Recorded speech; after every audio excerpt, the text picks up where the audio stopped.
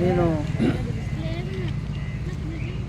ఈ యొక్క నీట్ పరీక్షల్లో ప్రశ్నాపత్రాలను లీకేజ్ చేసిన దానిలో భాగంగా బాగా చదువుకున్నటువంటి విద్యార్థులు మనస్తాపానికి గురై మళ్ళీ ఎగ్జామ్స్ అనేసరికి చాలామంది కూడా మనస్తాపానికి గురై చనిపోయినటువంటి పరిస్థితి.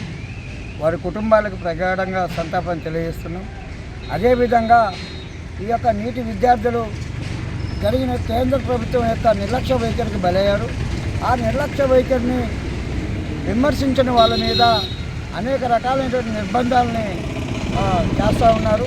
అదేవిధంగా ఢిల్లీలో ఉన్నటువంటి జంతర్ మంతర్ దగ్గరికి బంద్కి శాంతియుతంగా నిరసన తెలియజేసే దానికోసం పిలుపునివ్వడం జరిగింది.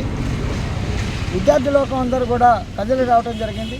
కానీ పోలీసు వారు కేంద్ర ప్రభుత్వం కనుసన్నల్లో వాళ్ళందరినీ కూడా విద్యార్థులను విచక్షణారహితంగా కొట్టడం, అదే గాయపరచడం, మహిళలను చూడకుండా కూడా చాలా ఇబ్బందికరమైన పరిస్థితి క్రియేట్ చేశారు.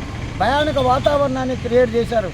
వాళ్ళే రాళ్ళు రువ్వి నిరసనకారులపై రాళ్ళు రువ్వి, పోలీసు వాళ్ళు రాళ్ళు రువ్వి, మళ్ళీ పైగా నిరసనకారులు రాళ్ళు వేశారని చెప్పి దొంగ అన్నట్టుగా చెప్పడం జరిగింది. అదేవిధంగా అక్రమ కేసులు బనాయిస్తున్నారు.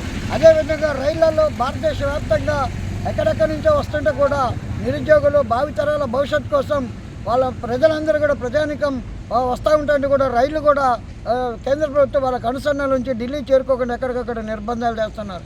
అయితేనే కేంద్ర ప్రభుత్వానికి వ్యతిరేకంగా మన కాంగ్రెస్ పార్టీ రాహుల్ గాంధీ గారు నేతృత్వంలో నరేంద్ర మోడీ గారు ఇంటి ముందు నిరసన దీక్ష చేపట్టడం జరిగింది. అదేవిధంగా రేవంత్ రెడ్డి గారు మన తెలంగాణ రాష్ట్రంలో కూడా బంద్ చేపట్టి కొడంగల్లో పెద్ద నిరసన దీక్ష చేపట్టడం జరిగింది, ర్యాలీ చేశారు. తెలంగాణలో ఉన్నటువంటి కాంగ్రెస్ ప్రభుత్వం ఈ బీజేపీ ప్రభుత్వం యొక్క మెడలు వంచడానికి నీటి విద్యార్థుల యొక్క పక్షాన్ని నిలబడి ఈ యొక్క తెలంగాణ బాణీని విద్యార్థుల యొక్క హక్కుల్ని కాపాడడానికి కోసం మన రేవంత్ రెడ్డి గారి నాయకత్వంలో ముందుకు సాగుతూ ఉంది. అదేవిధంగా ఈరోజు న్యాయవాదులుగా టీపీసీసీ లీగల్ సెల్లుగా మేమందరం కూడా తెలంగాణ రాష్ట్ర వ్యాప్తంగా కూడా ఎక్కడికక్కడ ఈ యొక్క బంద్కు కానీ నిరసనకు కానీ సంఘీభావం తెలియజేస్తూ మద్దతు ఇస్తున్నాం.